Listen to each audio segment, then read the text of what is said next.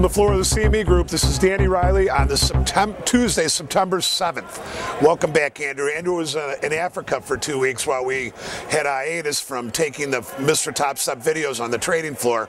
Pretty amazing trip that he had. He showed us some of the pictures. He's 4 or 5 feet away from some lions and stuff like that. Anyways, back to the real world here. This is a different type of animals in the background that we're looking at right now, and it's a pretty quiet animal situation here. We've come off of a long Labor Day weekend, and people are just not all back to work yet. And then when you look at the volumes, if you look at the extended Globex volumes from Sunday night into Tuesday, it's an abbreviated session, 370,000 minis traded. Now, if you look at the current volume, about 1.1, 1.15 million minis, come on up, John. We've got about, our mentor, John, come on up. Anyways, we've got about 750,000 minis traded at this time of the day. It's pretty low, really. It is low. It's about 11:30 Chicago time, and that number would be considered low, and it's somewhat kind of an aftershock after a weekend like what we've just had. You know, the big thing here is over the weekend, or an article was written by the Wall Street Journal about the European stress test not being as comprehensive enough, and it casts a little doubt on whether or not that study was done correctly.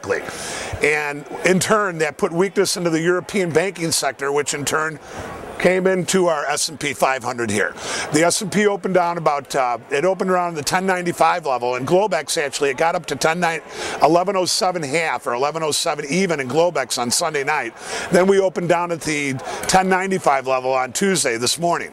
You know, there's really not a lot to talk about. I think one of the things that we were really concerned about here was that the market may come down a little bit harder than what, you know, the way it had been going up, and maybe we'd get some type of down move here today. Right now what's happening is the NASDAQ has been kind of firm. It's holding the S&P up. We just popped up back up to the 96, 97 level, and above the 98 level up to 1098 to 1101 is where the buy stops come in. The opening range is right around the 1098 level.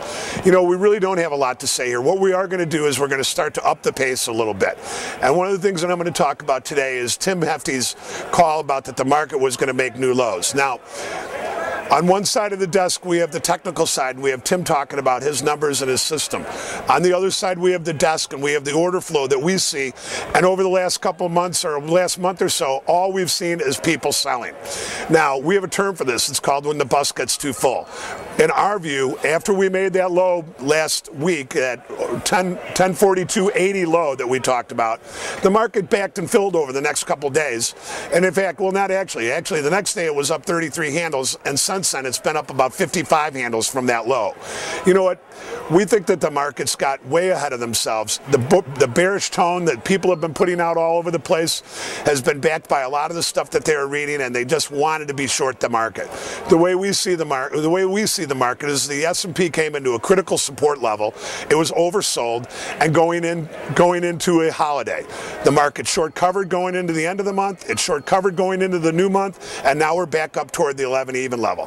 This is a critical level that people need to pay attention to. For the S&P to stay good, to be good, it needs to hold the 1100 level, get back above 1117, back above that 1128 level, and then back up to the 1150 level. Now, here's the thing. We put it out on the equity report last year. We're not at all in that same camp with all those bears that want to sell the market down to zero. The best 6-month period for the stock market comes in November. It starts from November to April. And yes, September and October are known for some very volatile moves. Also, the 10-year anniversary for September 11th is coming up very soon. So we do have a lot of things that are going to kind of point to a turbulent period in the stock market, but also a lot of statistical lows are also made in these months, September and October. A lot of cycle lows. So, with this said, we don't know that the markets are going to go taking off and up to the upside right now, or nor are they going to go taking off to the downside. What we think has got to happen, we've got to see some back and fill going on over the next couple of days to see if the markets are good. You know, after a 55 handle rally in the S&P today, we're down a little bit, and it's really the first day that the markets have had any rest. One of the things I do want to talk about again is back to that Tim thing. Tim called the markets a lot lower. That day I came out and said we didn't agree, and we don't agree. In fact, we think the S&Ps are going a lot higher. In fact, we think they're going above 1150. We think they're going above 12, and we think toward the end of the year they're going to be 1250 to 1300. Now put that in your pipe and smoke it. We'll see you tomorrow.